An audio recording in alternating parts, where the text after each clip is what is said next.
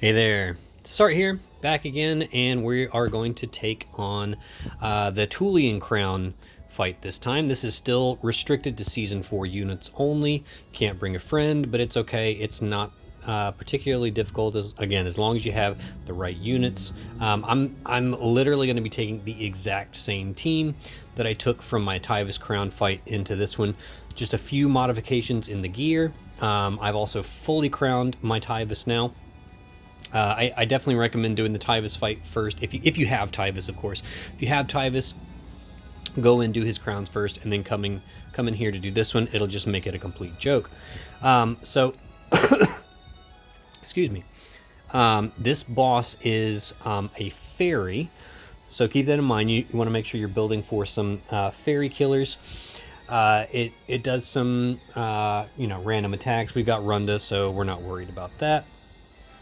The one thing you want to make sure you're gearing for is you want to make sure you're gearing for status ailment resistance, because this boss will throw like all the ailments at you.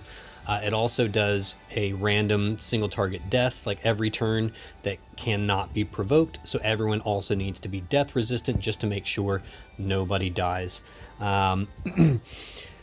Very similar missions here. No deaths, clear within 5 turns. We're going to do it on turn 4 because my Taivas is EX2. And then no continues. All right, so let's get in here. So the team is going to be very familiar, exact same team as I worked with last time. Just change the gear around a little bit. So Leftia, even though we honestly don't even need Leftia for this one, but I was like, you know what, yeah, I'll just keep her in here and she'll be a chain slave anyways.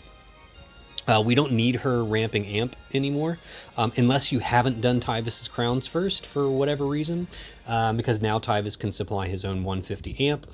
So, her killers don't match up or anything either, so all she's really doing is, I guess, imbuing the party with fire? I don't know. And, she is a buffer, so, she does have the buffs on her LB and on her SLB. So that's something, she's got a 300% LB damage boost, which is nice, that's really nice. But of course mine's EX1, so we're never going to see that. We're never going to see her SLB. But if yours was EX2 or 3, you could potentially use her to, buff up your party a little bit more. Anyways, the point is she doesn't need anything except for some status ailment resistance. You can give her some general bulk stuff. Vermilion Flag is there for the death resist. I think that, oh no, wait, where's this? Oh yeah, there it is. So you see the little skull symbol down there where it says null, so it nulls death. And this is the old 5-star Aces STMR, very easy to acquire. Yeah, make sure she's got Scarlet Wave so she can triple cast Bolting Strike with Tulien, and then yeah, pretty much the exact same gears from the previous fight. Runda, again, basically all the same gear as he usually does. Make sure you've got Run to Head Burst. So this is the free helmet that you get for him, and then you have to upgrade it to the Burst type so that he gets all the mod boosts for Taivas' SLB. Runda also gets his death resist from backup unit. So this is a piece of free gear you get from doing the story that is exclusive to Runda, and that gives him his death resist. Otherwise, yeah, very budget gear here for your Runda. He doesn't need much to be a tanky boy. Taivas Anish, very similar build, except I've given him some gear for some fairy killers. Don't forget that Blue Mage Fina's STMR has 100% fairy killer on it. Very nice, because fairy killers, they're not generally easy to come by. So putting that on your primary damage dealer can make a big difference. Crystal Diadem, this is from the Richt story event. I'm pretty sure that's where this one comes from. So as long as you've done the Orphan Arc story event, you'll get this headpiece, which has 50% fairy killer on it as well.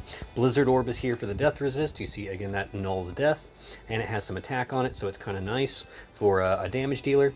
Magister's Ring for chain cat boost. I love Chocobos for the status ailment resistance, and then yeah, just LB damage. We haven't capped him on killers. I think he's got 225. That's fine. Yeah, I'm not too worried about it. Taivas and Ish, they're really just sort of like some side chip damage anyways. Taivas is the one doing the majority of the damage in this fight. Tulien, pretty much the same gear as last time. I just gave him Vermilion Flag for the death resist, and everything else is pretty much the same. I did leave things to me for the just to remind everybody that it has, nope, that's not what I'm looking for. It has this cool preemptive ability, leave things to me, that does the Great Sword in Peril and the Fire and Earth break for 4 turns, which is kind of nice. Yeah, and then TMR Winged Heart for status ailment resistance, so fully status resistant. All right, Taivas. Very, you know, switch the gear around a little bit. Kirasame's Cape for the death resist. All right, so this nulls death with a high attack stat on it. Keep Taivas's Cloak on there. Put Ruler's Helm.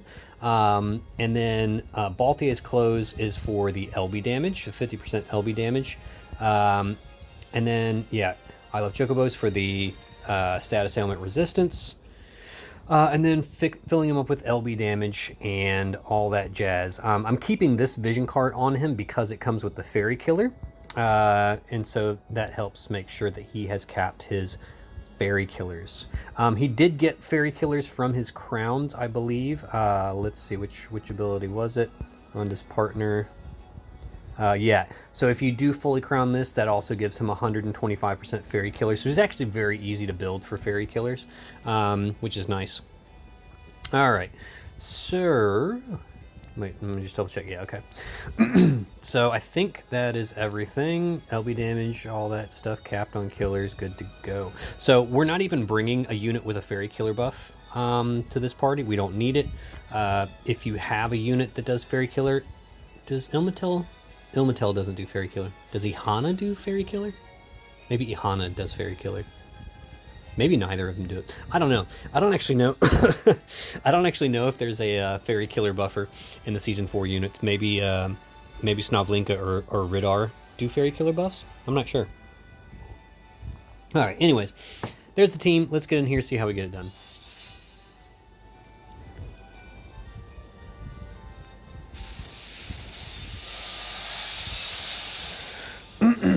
Alright, so turn 1 is very much just a setup turn. Runda does his LB as usual. Leftia can do Flame Garden, Prayer for the People, Shelga.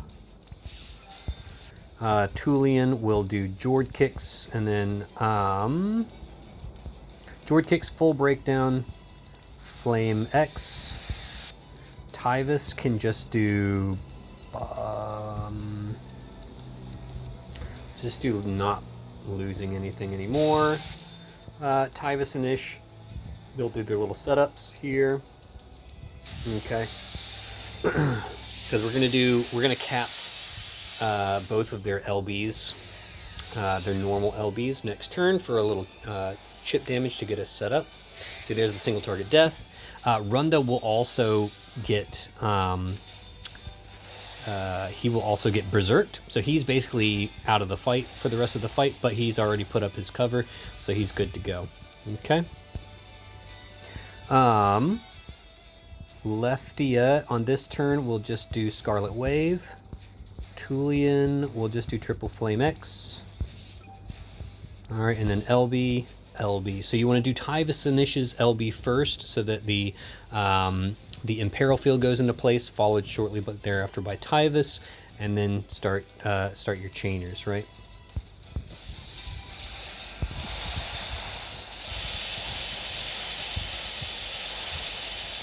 Okay, so there's a healthy chunk of damage. Puts us in good position to finish the fight on turn 4.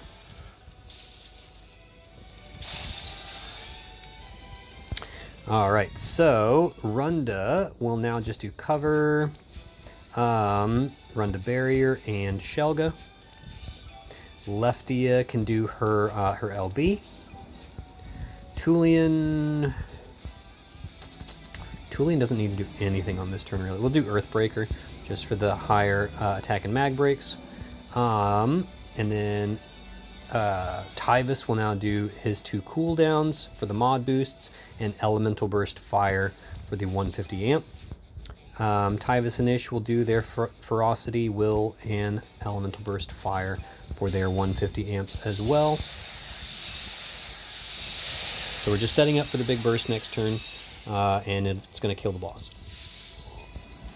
Easy peasy.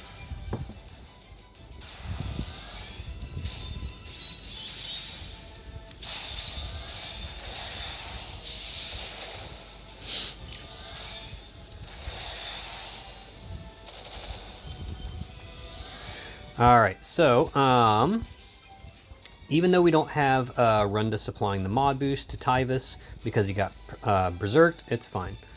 We don't really care. We're gonna kill anyways. Tulien, Triple Flame, Scarlet Wave.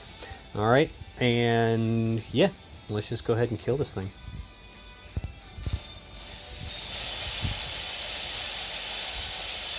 Boom, there you go. Yeah, so Taivas killed it before Taivas and Ish's LB even finished. So just another reason why you don't need like a really, you know, your Taivas and Ish don't have to be level 130. They don't have to be EX2 like mine. I mentioned in my previous video, my Taivas and Ish are level 130 because I use them in Dark Visions. You know, because fire is my strongest element by far, and so I use them in Dark Visions a lot, so that's why I've 130 them. Yours, as you can see, their damage was not even needed here. Really just their LB field, so like an EX0 Taivas and Ish, perfectly fine. And there you go, yeah, Taivas alone carrying the fight. Very, very, very simple, straightforward. Yep, not much else to say there. All right, and there we go. So hopefully that was helpful to you. That one was nice and easy. As far as Tulien's crowns upgrades actually go, they're kind of worthless. Like they don't make Tulien necessarily any better. I think all it does is gives Tulien some killers to like Dragon and what is it, Demon and Dragon. And then gives them some stat passives and gives them 2,000 flat attack. It does not do anything to increase modifiers, which is what Tulien really needs. So it does not save Tulien in the least. So these crowns are definitely not as important as Taivas's crowns. They don't really do anything to save Tulien. So don't stress too much if you don't get these for whatever reason. But yeah, there it is. That's how we get it done. So hopefully this was helpful to you guys. Thank you so much. That's pretty much it for this week. Like, those are the only two things that really, I think, warrant any sort of attention. So, you know, I might try one more rank 1 clear in Clash of Wills, or I've been thinking I'd like to take Elena into some trials maybe, but honestly, like, just the way the anniversary is going right now, I haven't had a whole lot of inspiration, nor like a whole lot of drive or motivation to, you know, to do much in the game, because it just doesn't feel, I don't know, that it just doesn't feel like an exciting time in the game right now. So my motivation is a little bit lacking, but I will try to. I'll try and pull myself up by my bootstraps here and get some more content out for you guys this week. So stay tuned. Thanks for following me, and I'll see you on the other side.